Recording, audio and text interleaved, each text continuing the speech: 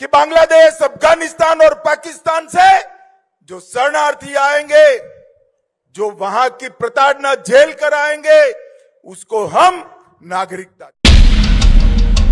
2024 के लोकसभा चुनाव का बिगुल बज चुका है और इसकी घोषणा से ठीक पहले नागरिकता संशोधन कानून को लागू करना केंद्र की भाजपा सरकार का मास्टर स्ट्रोक माना जा रहा है और इसे राजनीतिक चश्मे से भी देखा जा रहा है। यूं तो सियासी आईने में इस कानून को तभी से देखा जा रहा था जब इसे संसद में पारित किया गया। इस कानून को लागू किए जाने को लेकर देश में दो तरह की प्रतिक्रियाएं देखने को मिल रही हैं। राजनीति के जानकार इस कानून को मुस्लिम तुष्टीकरण की राजनीति की काट भी बता रहे हैं। आखिर क्यों सीएए को लागू होने के बाद इस कानून को मुस्लिम तुष्टीकरण की राजनीति से जोड़ा जा रहा है, आज हम इस पर करेंगे बात। नमस्कार, मैं हूं संजीव बराल और आप देख रहे हैं न्यूज़ टुडे राष्ट्रीय। सीएए यानी नागरिकता संशोधन कानून को केंद्र की भाजपा सरकार ने देश में लागू कर दिया है।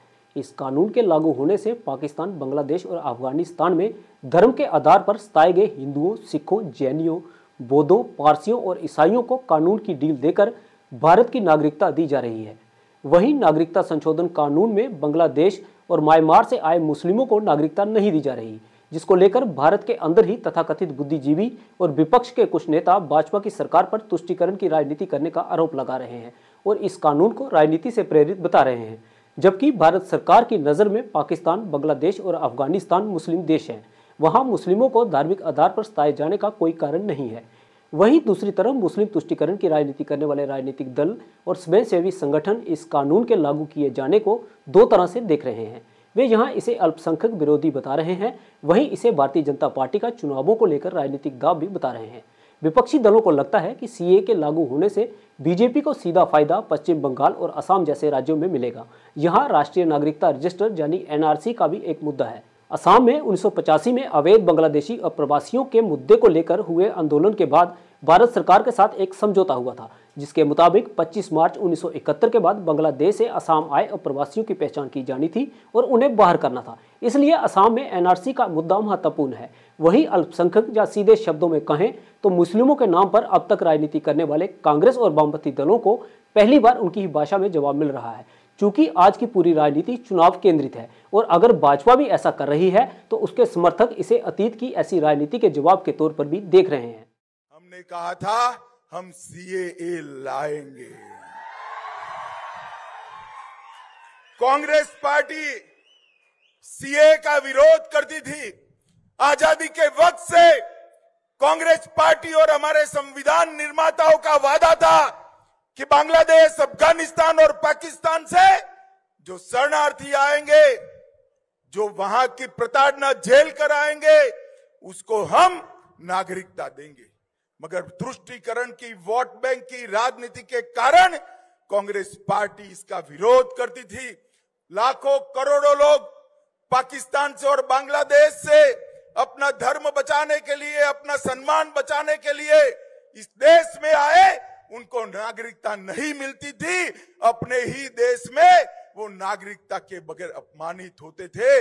नरेंद्र मोदी जी ने हिंदू, बौद्ध, जैन, ये सारे सिख, ये सारे लोगों को नागरिकता देकर उनका सम्मान करने का काम नरेंद्र मोदी जी ने किया है। भाई और बहनों, हमने इस शरणार्थियों को सम्मानजनक जीवन देने का काम किया है। उनकी संस्कृति, उनकी भाषा, उनका धर्म, उनके परिवार की महिलाओं का सम्मान, उसका रक्षा करने का काम किया है। और आज से, कल से इस देश में आया हुआ हर एक शरणार्थी मेरे और आपके जितना ही अधिकारी है इस देश पर। यह अधिकार हमने इनको दिया। हालांकि जब कानून पारित हुआ था तब शायद ही सरकार को इसके विरोध की इतनी उम्मीद नहीं थी, लेकिन इस बार सरकार पूरी तरह से तैयार है और शायद यही वजह है कि इस बार राजनीति तो हो रही है, लेकिन पिछली बार की तरह हिंसक विरोध की गुंजाइश नहीं है। वहीं मोदी सरकार ने नागरिकता संशोधन कानून को लागू करके विपक्ष को एक बार फिर एकजुट होने का एक अवसर प्रदान किया है। 10 साल देश पे राज करने के बाद ऐन चुनाव के पहले इन लोगों को सीए की बात करनी पड़ रही है।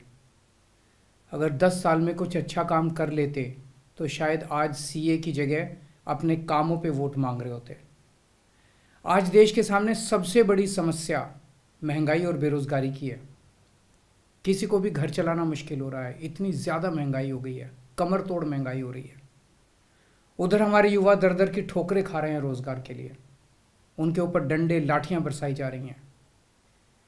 ऐसे में सरकार बेरोजगारी और महंगाई का समाधान ढूंढने की बजाय सीए की बात कर रही है, तो ये बड़े दुख की बात है। ये सीए आखिर है क्या?